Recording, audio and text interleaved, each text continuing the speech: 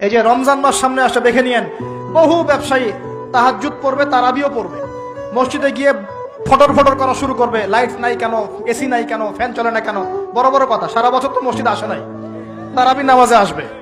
আবার দেখবেন অনেকে সারাদিন তো মসজিদ নাই, জুমার দিনে যায়, জুমার দিনে গিয়ে বলে, এই ইমাম সাহেব ওটা করেন নাই কেন, এই মুয়াজ্জিন সাহেব এটা করেন নাই কেন। আছে না এমন লোক? এই শ্রেণী মানুষ আছে দেখবেন, এরাই ফটর ফটর বেশি করে রমজান মাসে। রমজান মাসে দেখবেন নামাজে তারাবিও পড়বে, মাপেও কম দিবে। এরকম লোক আছে না? মাপে যারা কম দেয়, এই পাপের কারণে সমাজের মধ্যে দুর্ভিক্ষ নেমে আসে। আমাদের অর্থনৈতিক অবস্থা এমন জায়গায় দাঁড়িয়ে আছে না, দুর্ভিক্ষ যদি চলে আসে অবাক হওয়ার কিছু নাই। দুর্ভিক্ষ চলে আসলে আপনার অবাক হতে পারেন, আমি অবাক হব না। এমন একটা জায়গায় দাঁড়িয়ে আছে, এমন একটা জায়গায় দাঁড়িয়ে। এবং রমজান, এই রমজান মাসে এমনি তো দ্রব্যের দাম বেড়ে যায়, এবার যার কি হবে আল্লাহ ভালো জানে।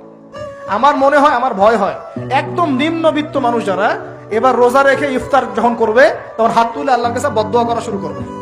এটা আমার ভয় হয়। এবার অপেক্ষা করেন, দেখতে থাকেন সামনে কি হয়। প্রতিটা পণ্যের দাম অলরেডি বাড়া শুরু হয়ে গেছে। কিছু কিছু বৈশ্বিক কারণ আছে, এগুলোর কারণে যেমন বাড়ছে, আবার কিছু কিছু আমাদের নিজস্ব মানব সৃষ্ট কারণ আছে, এই কারণেও বাড়ছে।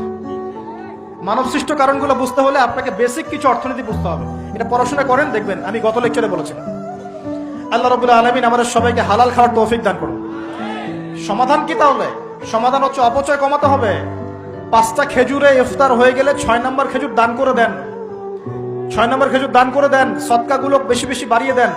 এই যে মানুষগুলো খেতে পারবে না, ওদের ঘরে ঘরে গিয়ে ইফতারগুলো পৌঁছে দেন, মাসের বাজার করে দেন। যাদের সামর্থ্য আছে, জাকাত ফরজ হয়েছে, জাকাতগুলো দিয়ে দেন। আল্লাহ পাক তৌফিক দান করুন। দুর্নীতি বন্ধ করেন, কালো টাকা বন্ধ করেন। কত টাকা পাচার হয়ে গেল বিদেশে, সেগুলো কে ফিরিয়ে নিয়ে আসবে? এ দায়িত্ব কার? মনে রাখবেন, একটা পাপের হিসাব না দিয়ে কাল কিয়ামতের মাঠে কোনো দায়িত্বশীল পার পাবে না ইনশাআল্লাহ। কোনো দায়িত্বশীল না। না, এই যে আমি লেকচার দিচ্ছি না, আল্লাহ পাক আমাকেও দাঁড় করাবেন, দাঁড় করায় বলবেন, তোমাকে আমি দিনের যে জ্ঞান দিয়েছিলাম সেই জ্ঞানের হক তুমি আদায় করেছো কিনা হিসাব দেওয়া। এই যে বড় বড় মুফাসসিরে কোরআন, মুফতি, মুহাদ্দিস বসাচ্ছেন, পাংখা দিয়ে বাতাস করছেন, হ্যাঁ, চা খাওয়াচ্ছেন, কফি খাওয়াচ্ছেন। এক একজনকে আল্লাহ পাক দাঁড় করাবেন, বলবেন, কোরআন সুন্নাহর যে আমানত দিয়েছিলাম সে আমানতের সাথে কতটুকু তুমি হক আদায় করেছো, হিসাব না দিয়ে পার পাবে না তুমি। ফাইজলামি মনে করেছেন নাকি দিনকে? ঠিক একই ভাবে সমাজের, রাষ্ট্রের দায়িত্ব আল্লাহ পাক যাদেরকে দিয়েছেন, এক একজন ব্যক্তিকে আল্লাহ পাক দাঁড় করাবেন। দাঁড় করে জিজ্ঞাসা করবেন, কোন কোন জনগণের কোন কোন হক তুমি নষ্ট করেছো, কার কার হক দিয়েছো, কার কার দাও নাই, সবার সামনে হিসাব দাও, তারপর জান্নাতে যেতে পারবে। এত সহজ না।